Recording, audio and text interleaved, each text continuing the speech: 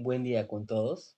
El día de hoy vamos a hacer un resumen y un análisis de la novela Madame Bovary, escrita por Gustavo Flaubert en el año 1857.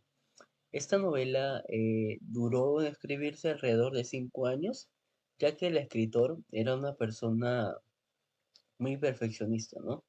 Esta novela refleja lo que es el realismo. Surge en la segunda mitad del siglo XIX.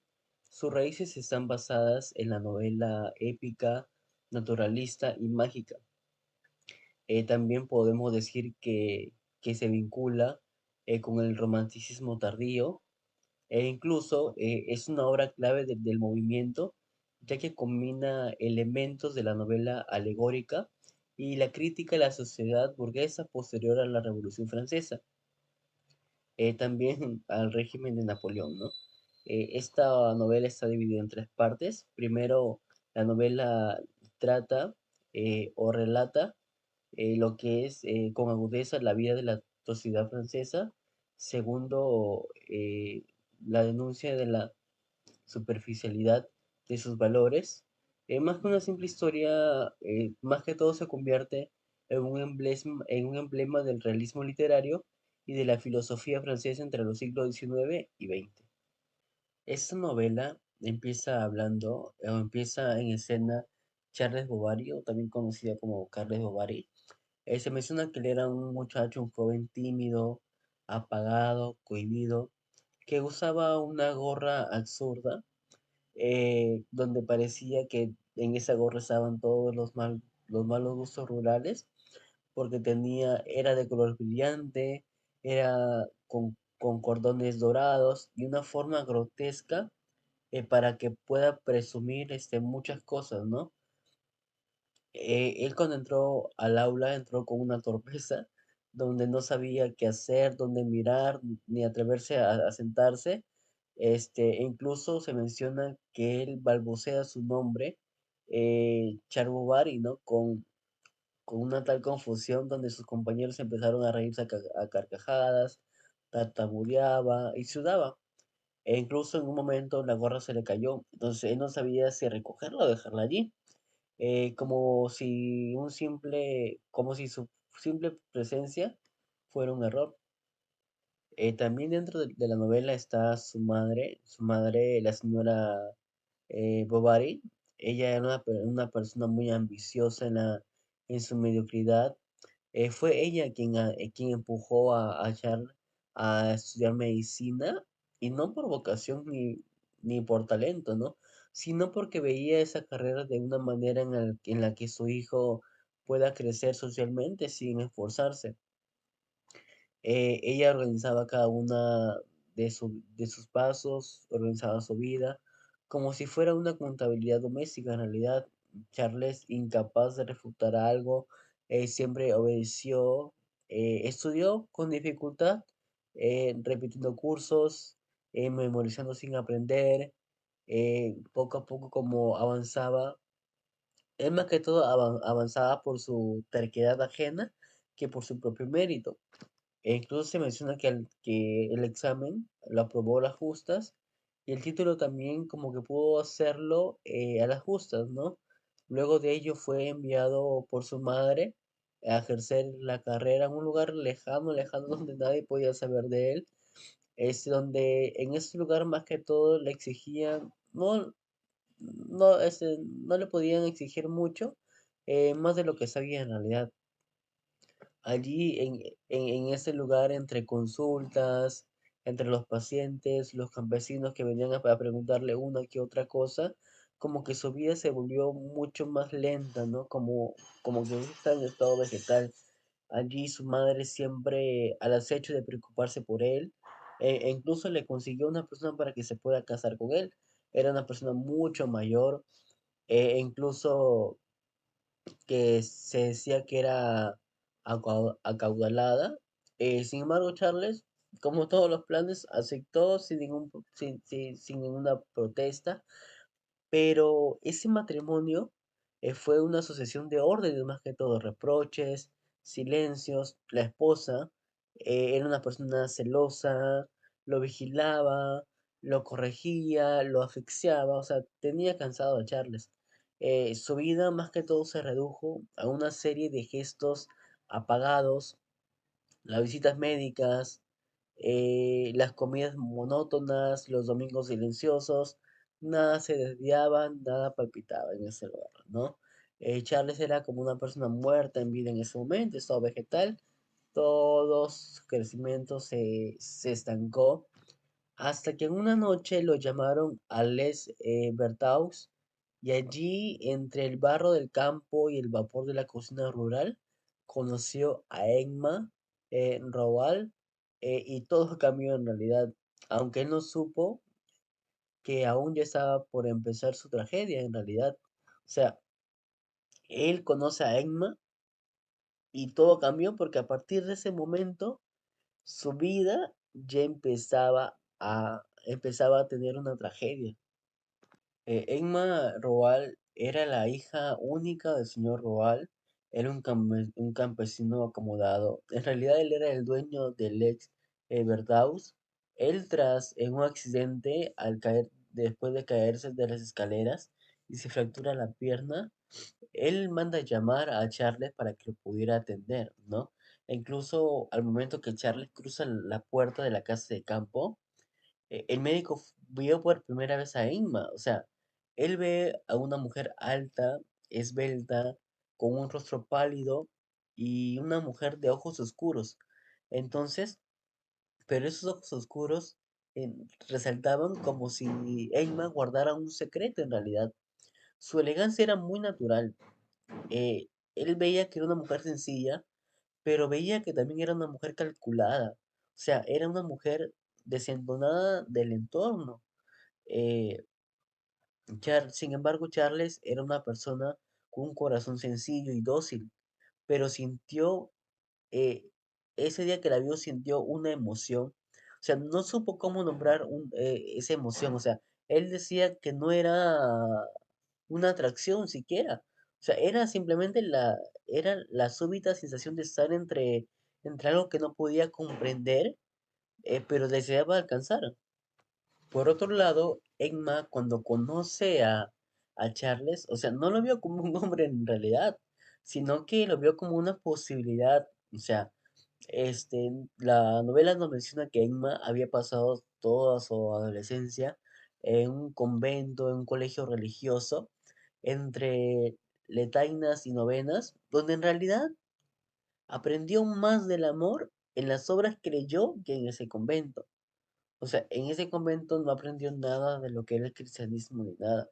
Incluso en la novela menciona que ella leyó a Walter Scott, a, a Rousseau, eh, com- como les menciono, aprendió más de amor que de rezos o de moral. Incluso de aquellas obras, ella había aprendido que la vida debe ser una sucesión de emociones, de noches blancas, de cartas escondidas y de sufrimientos gloriosos, ¿no? Sin embargo, el mundo que ella conocía era la granja, el establo, o sea, los días eran iguales, o sea, para ella no era un día diferente porque el trabajo que hacía era diario, era una vida monótona. Incluso para ella le parecía algo injusto y le parecía un error. Y cuando Charles apareció con su chaqueta nueva, sus modales tímidos y su atención permanente, Emma creyó ver al, eh, Emma creyó ver en él al mensajero de esa vida intensa que ella había soñado. O sea, que si bien es cierto al inicio no, o sea, no lo amó, pero lo eligió como un instrumento de su deseo por escapar de la realidad que ella estaba viviendo. Entonces, a partir de ese momento es que nace una ilusión. O sea, él creyó encontrar una musa y ella una salida, pero ni uno ni otro entendía que estaban ya atrapados en un malentendido del que no podían salir. Luego que Charles y Emma se conocen, cada uno ya había puesto el ojo en uno y el otro. eh, Charles vuelve a la casa, regresa, va, viene para poder hacer seguimiento a la salud por parte del padre, ¿no? Incluso en esas idas y venidas, Emma con Charles tenían una comunicación corta, pero hablaban, ¿no? Ella era un poquito más tranquila, hablaba poco, pero cuando hablaba decía unas frases interesantes, frases precisas, que eran más que todo de un tono reflexivo, mientras que Charles era una persona acostumbrada a la simplicidad del campo, cosa que esa forma de Emma como que le llamaba la atención. O sea, a Charles le impresionaba la forma de ser de Emma. Tiempo después, o ahí nomás, Charles se entera que su esposa, que era la señora mayor llamada Heloise, había fallecido de una manera repentina. Y más que todo, él estaba feliz, ¿no? Porque se había casado con ella por obligación de la madre, por conveniencia, por así decirlo. Y más que una tragedia, él lo vio como una liberación. Tiempo después, él regresa, o ahí nomás regresa o toma contacto con los Roal, y conversa con el padre de Ingmar para que le pueda dar el consentimiento de poder cortejar a su hija Egma, ¿no? Y Egma, sin mostrar entusiasmo ni desagrado, acepta. Luego de ello, la boda se planificó e incluso fue el acontecimiento más importante de la zona, ya que era una familia muy conocida, era el dueño de la zona más que todo, ¿no? Se celebró en la casa del padre de Emma, hubieron muchos preparativos, el libro menciona que la boda duró 2 días. Hubo abundante comida, vino, bailes y vecinos que comentaban cada detalle, ¿no? Si se estaba bien, si les gustó o no. Venían en mucho, en lo que eran eh, carricoches, carretas y muchas cosas, ¿no? Emma venía con un vestido blanco y un vestido largo que arrastraba ligeramente por el campo cuando venían de camino hacia la iglesia, ¿no? Mientras por otro lado, Charles estaba muy nervioso, pero él estaba feliz. Incluso él la seguía atento durante todo el camino, quitándole con cuidado las hierbas que se adherían a la tela. El libro también menciona que la comida se sirvió bajo el cobertizo de los carros. eh, ta- También menciona que se sentaron en la mesa durante 16 horas. Hubo pollos, lechones, tortas, licores y sidra espumoso. O sea, una fiesta que necesitó muchos preparativos. E incluso un pastelero de, de Ibetot preparó una pieza montada con un columpio de chocolate y un amorcillo, ¿no? Y al día siguiente la fiesta continuó y algunos invitados permanecieron varios días. Incluso después de la boda, los esposos se instalaron en Tostes, donde Carlos o Charles ya ejercía lo que era su profesión, él ya era médico. Emma se esforzaba por acomodarse, ordenó los muebles, arregló el jardín y se ocupó de la casa. eh, Emma no tenía una carrera en realidad, sino que ella se había dedicado a lo que era a todas las cosas del hogar, ¿no? Al principio todo parecía nuevo, los paseos, las visitas, las comidas compartidas, porque Emma casi nunca había vivido todo eso. Pero pronto, poco a poco, la rutina se impuso ante lo que ellos estaban viviendo, ante la ilusión que ellos tenían. Charles salía de mañana para visitar a sus pacientes y regresaba casi a la misma hora todas las noches, ¿no? Este, por otro lado, las noches se volvían predecibles y la comida, pan, sopa y carne cocida.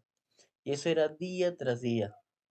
Entonces, una noche, mientras la luna se asomaba entre los postigos, Emma, vestida con una bata ligera, tomó un libro, ¿no? Tomó un libro de versos y empezó a leerle a Charles. O sea, se sentó junto a él y empezó a leerle en voz baja. Eran poemas que hablaban de amor, de deseo, de mundos lejanos. O sea, Emma leía con lentitud para que Charles sintiera eso, buscando en su tono algo que le conmoviera a su marido, ¿no? A su esposo. Lo único que hacía Charles era mirarla con dulzura, pero no la entendía, o sea, como que era algo momentáneo, ¿no? Entonces, cuando ella terminó de leerle todos esos versos, todos esos poemas, él lo único que hizo es sonreír y le acarició la mano y comentó algo trivial sobre el clima. O sea, el clima no tenía nada que ver en ese momento. O sea, Emma necesitaba, por parte de su esposo, que le dé algunas palabras de cariño o de afecto, de amor. Luego se levantó y se dirigió a la cocina, donde lo esperaba con la cena habitual de todos los días, ¿no? Carne asada, pan y sopa, ¿no? Entonces, luego de ello, Emma permaneció sentada con el libro en las manos, mirando por la ventana, eh, oía el silencio del campo, la casa estaba ordenada, el reloj sonaba el tac-tac por el paso del tiempo, todo parecía decirle que aquella no era la vida que ella había imaginado. O sea, todo lo que vivía, todo lo que estaba viviendo, eh, no era el lugar donde ella había soñado toda su vida. Llega un momento en el que Inma se aburre ya. El hastío comenzó a invadirla como una enfermedad sin nombre, persistente y sin remedio. Entonces, ¿qué es lo que hace Enma? Enma intenta sumergirse, curarse con la religión. Se empezó a retomar la relación, las oraciones, volvió a confesarse ante el Padre, leyó algunos libros piadosos, que son algunos libros religiosos. Luego provocó paseos largos por los alrededores del campo, buscando una distracción entre los árboles y los caminos del campo y también trató de evadirse de fantasías, soñando con ciudades lejanas, bailes elegantes, amores intensos. ¿Por qué? Porque ella ya se había dado cuenta que eso no lo iba a lograr el lugar donde estaba, ¿no? A pesar de ello, a pesar de que algunas cosas las imaginaba, eso no bastaba para poder lograrlo, ¿no? Luego ellos tienen una hija llamada eh, Bertea Bovary, en la cual consiguió redimirla. Emma la cuidaba con un gesto correcto, pero sin una verdadera ternura. O sea, la niña lloraba, reía, dormía, y Emma sentía como que nada había cambiado dentro de ella. Incluso ella sentía que había un vacío que la corcomía. Incluso todo lo que la rodeaba, lo que era el jardín, las comidas, los pueblos, su esposo, empezó a sentirse como que era una prisión para ella. Era como un encierro invisible, donde los días eran iguales y los sueños eran inútiles. Eh, Así, en el silencio de la vida provinciana, Emma comenzó a apagarse lentamente sin que nadie lo notara del todo. Ellos estaban viviendo en Tostes, luego ellos deciden cambiarse a vivir a la ciudad de Joinville, donde todo parecía mucho más animado al principio. O sea, la calle era mucho más amplia, se encontraba la botica de Jomais, que estaba al costado, la plaza central siempre tenía algún movimiento, siempre había actividades. Charles estaba feliz por el cambio, incluso creía que Emma también estaba, o sea, pero ella mantenía la misma presión ausente. O sea, que si bien es cierto, habían cambiado de casa, pero no habían cambiado lo que ellos sentían, ¿no? Y es allí donde Emma conoce a León Dupuis, que era un joven pasante de notaría, de modales suaves, palabras delicadas y gestos parecidos a los de ella. Quizás eso era lo que ella estaba buscando, ¿no? León era un hombre educado, era muy reservado y mostraba un interés genuino por las cosas que Emma le importaban. O sea, hablaban de libros, de música, de emociones humanas. Incluso Enma encontraba en él una simplicidad o complicidad que nunca había encontrado con su esposo. Compartían lecturas, frases poéticas, pensamientos sobre la vida y París, esa ciudad que ambos habían soñado. Para Emma, aquellas conversaciones era como una bocanada de aire fresco. Para León, Emma era como una figura idealizada, lejana y fascinante. O sea, Emma estaba experimentando lo que realmente ella quería en su vida. Sin embargo, a pesar de ello, nunca cruzaron la línea de lo permitido porque Emma estaba casada, estaba casada con Charles, y a pesar de la atracción mutua que ellos tenían, nunca ninguno de los dos se atrevió a confesar abiertamente lo que sentía, ¿no? Incluso la obra relata que Emma esperara que él diera el primer paso, o sea, ya por ahí como que está entrando un poquito el tema de lo que es la infidelidad, ¿no? Está esperando que diera el primer paso, que rompiera el velo de la cortesía. Entonces, León ya, él está un poco temeroso por dos cosas, ¿no? Primero, porque quizás la situación se haga un escándalo. Y segundo, por miedo a ser rechazado, ya que tenía esposo, ¿no? La chica que él estaba cortejando, llamada Emma. Sin embargo, ante esas dos situaciones, ante uno o el otro, él decidió optar por el silencio, decidió mantenerse callado por lo que estaba sintiendo, y esa tensión muda terminó más que todo por volverse insoportable. El momento pasó y la oportunidad se disolvió en el aire como un perfume tenue, ¿no? Finalmente, León menciona o le dice a Emma que se marcharía a París para continuar sus estudios de derecho.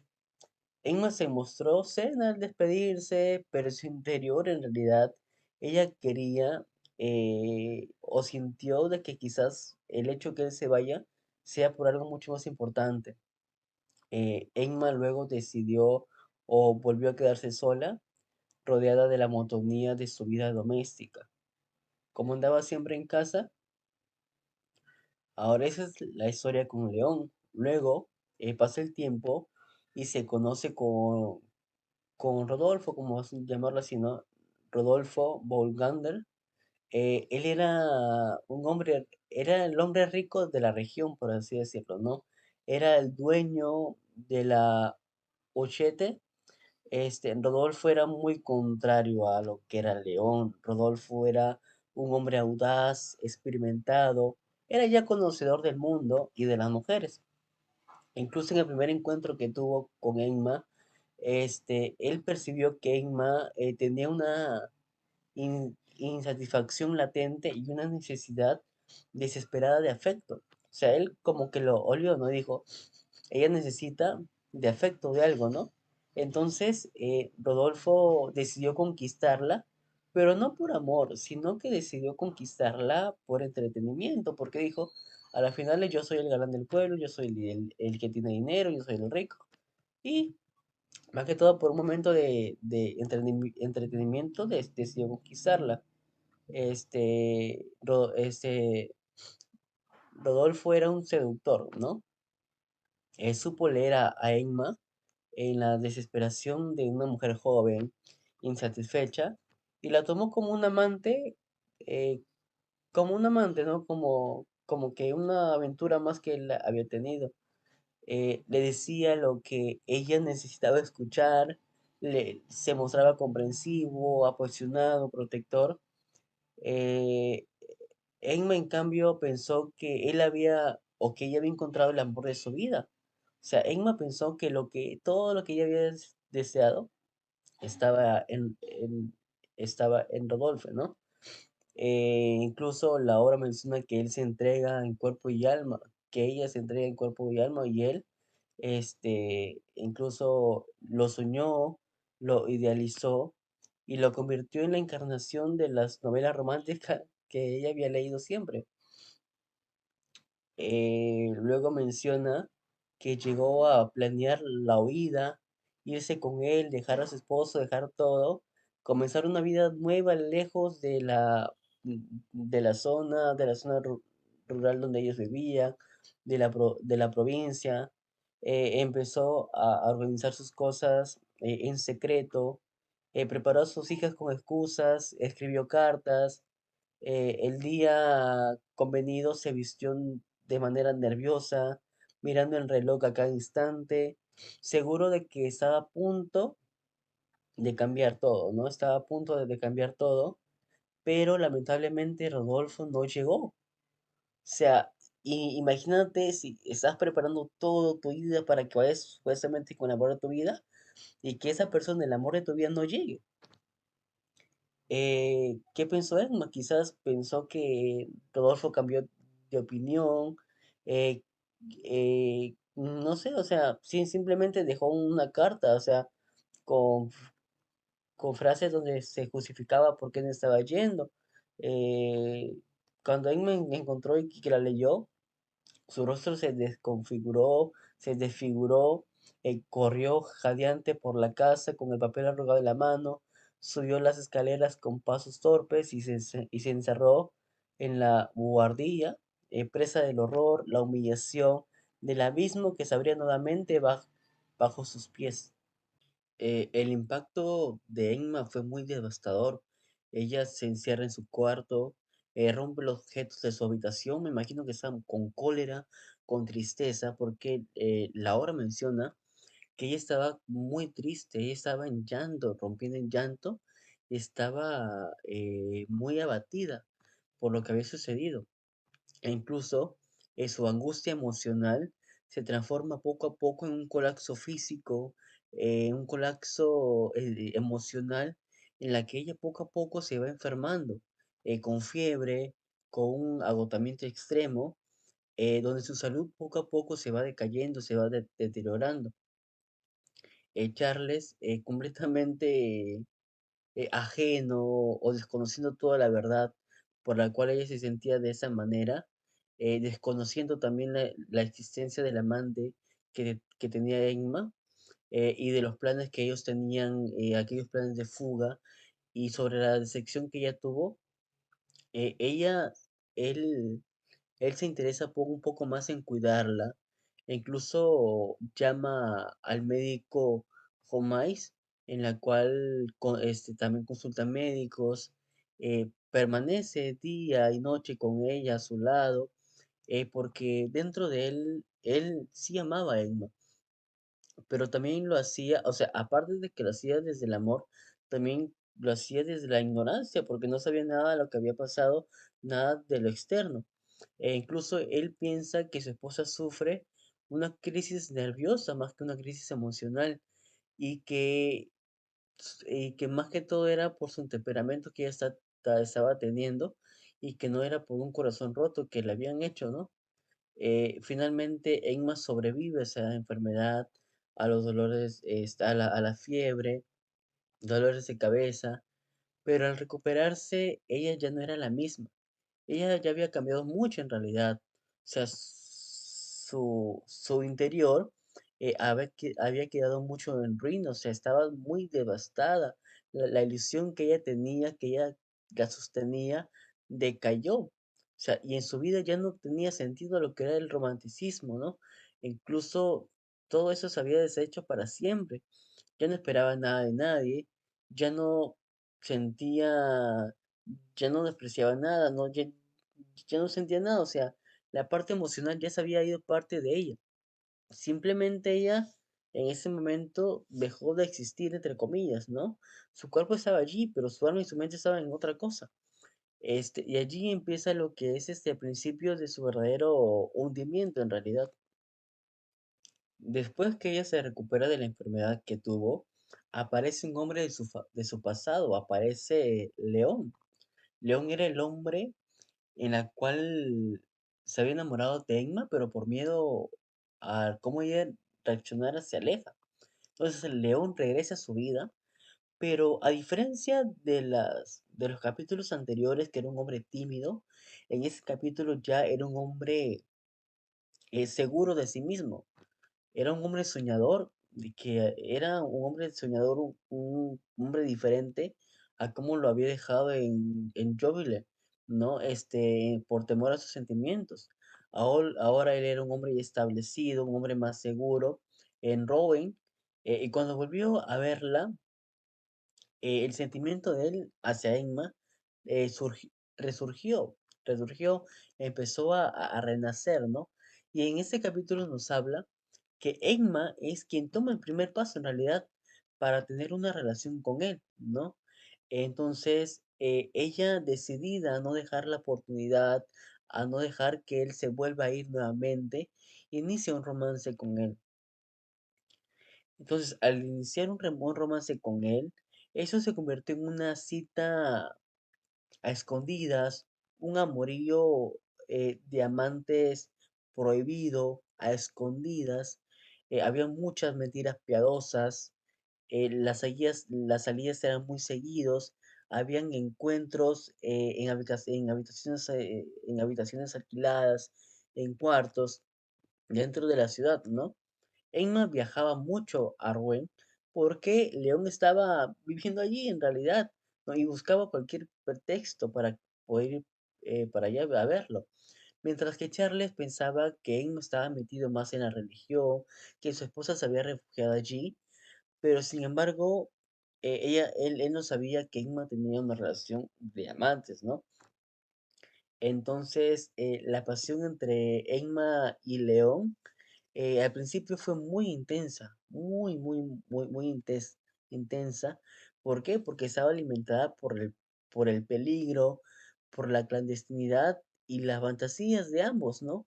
Que ambos compartían. Pero todo tiene un límite, ¿no? Entonces, esa energía que ellos tenían al inicio, al poder iniciar su relación, se fue apagando. Como ese fuego que se apaga, ¿no? Se fue apagando, apagando. Entonces, la vida que tenía León como que ya se sentía un poco atrapado. ¿Por qué? Porque estaba viviendo en su monotonía del trabajo y tenía muchos caprichos por parte de Inma, ¿no? Entonces, León poco a poco se fue cansando del fuego y del juego también porque ya no veía otra salida que solamente era encuentros clandestinos y ya, ¿no? Entonces, eh, por la parte de Emma, ella descubrió que, que ni el placer, ni el amor, ni el pecado podían llenar el vacío que ella estaba arrastrando desde hace mucho tiempo en realidad. O sea, la relación que parecía ser una nueva relación, un nuevo comienzo, se volvió monótona, predecible, igual de vacía que cuando estaba con Charles, ¿no? Entonces, fue allí cuando Emma comprendió que no había un refugio posible para que ella pueda estar bien. O sea, había probado el matrimonio, había probado la paternidad, la religión, los lujos que siempre tuvo, y el adulterio, y todo eso se volvió ceniza, ¿no? Todo eso se le cayó y allí comprende ella que el problema no estaba afuera. O sea, el problema no eran las personas exteriores, no eran las cosas que tenía, no era todo lo que estaba a su alrededor, sino que más que todo el problema estaba en su alma, en ese deseo inagotable de vivir en una existencia que no existe en un mundo real.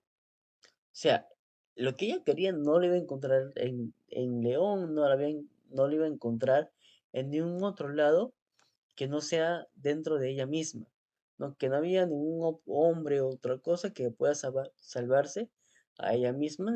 Emma, después de haber probado de todo y no encontrar sentido a su vida, se convierte ya en una compradora compulsiva, empezó a gastar mucho dinero, eh, había contraído ya numerosas deudas con el comerciante Messuer, firmando muchos pagarés sin tener los medios para pagarlos en realidad, maquillando, intentando disimular su situación vendiendo algunos productos del hogar, eh, pero la presión de los acreedores, de las personas que le daban crédito, aumentaba rápidamente, ¿no?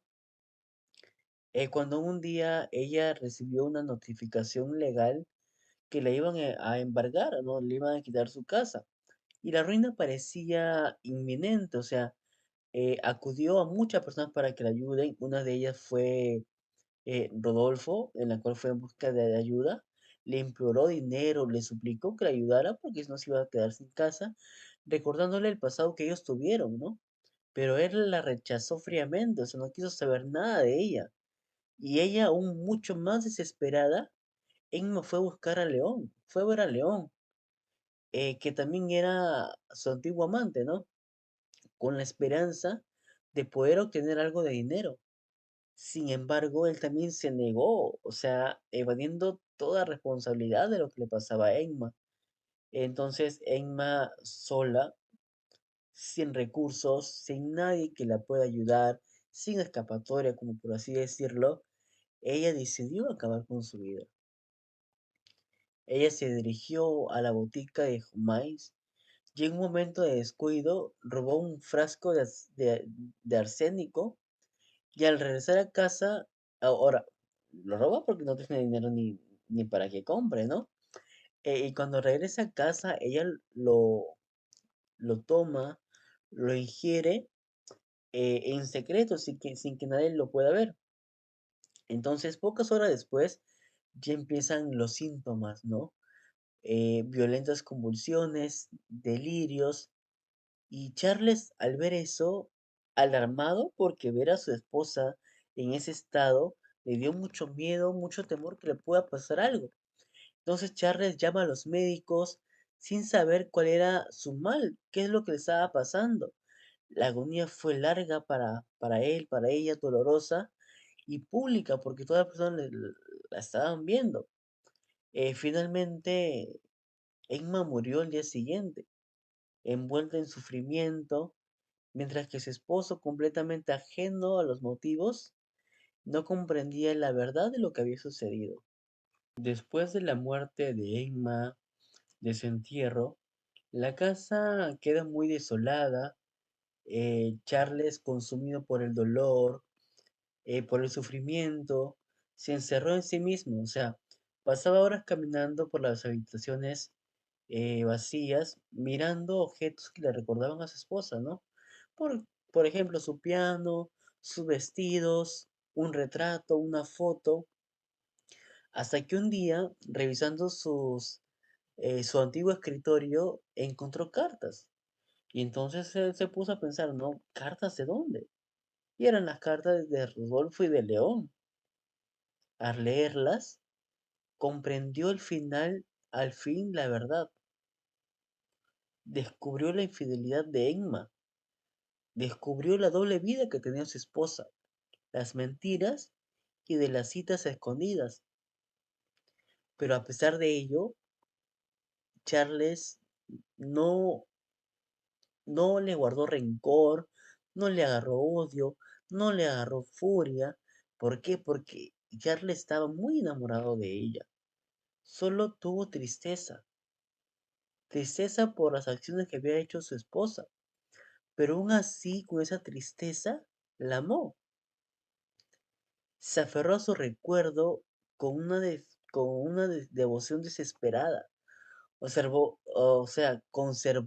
una mecha de cabello como una reliquia. O sea, imagínate esa escena, imagínate cuánto pudo amar a su esposa, ¿no? Y esa mecha de cabello se la llevaba a los labios con mucha ternura. Dejó de cuidar su aspecto, abandonó la consulta médica y rechazó a todos los pacientes. Entonces, al no tener pacientes, no tener entrada, su economía se fue cayendo. O sea, vendió muebles, luego vendió herramientas, hasta que se quedó con casi nada. Entonces, al no tener una vida, economía, este, poco a poco fue envejeciendo, envejeció muy rápido, su rostro se volvió gris, sus movimientos eran mucho más lentos, su voluntad fue poco a poco apagada, hasta que finalmente él murió solo, sentado en el jardín, como si hubiera quedado esperando a Enma hasta el último momento, ¿no? Esta parte me recuerda a la película Hachiko, ¿no? Donde él queda, un perro que queda esperando a su dueño por horas y horas y ese dueño nunca llegó. Y esa parte me hace recordar a esa película porque nos mencionan que él seguía esperando, ¿no? Supuestamente a su esposa, como, como que le estuviera esperando, ¿no? Sentado en el jardín. Por otro lado, recordemos que en los capítulos anteriores hablamos que Emma y Charles tenían una hija llamada Berthe. Lamentablemente ella queda huérfana, sus padres se quedaron sin dinero, al quedarse sin dinero ella también queda sin recursos y fue enviada a vivir con una tía, ¿no? Pero esa tía también era pobre, entonces tarde o temprano tuvo que mandarla a trabajar. eh, Verde terminó como una empleada en una hilandería, entre máquinas ruidosas y jornadas interminables, lejos de todo lo que alguna vez tuvo, ¿no? Porque cuando ella nació tenía todos los privilegios, todo dinero y todo ello. Y finalmente la obra nos habla acerca de un personaje que fue el que más prosperó, que fue el farmacéutico Monsieur Homais, ¿no? Él siempre estuvo ocupado en mejorar su posición económica y de alimentar su reputación. Él supo mantenerse en el margen del drama mientras lo usaba a su favor. Nos menciona también que publicó muchos artículos más, promoviendo ideas y ganando aliados para que lo puedan apoyar. Después de un tiempo, fue condecorado con la Cruz de la Legión de Honor, reconocimiento máximo de la República, del Estado. Imagínate ese momento para él, como si su constancia y su vanidad hubieran sido más que, eh, como si como si eso hubiese sido algunas virtudes que él tenía, ¿no? La obra menciona que él fue el único que ganó algo al final, símbolo de una sociedad que apremia la fachada más que lo que hay en el fondo.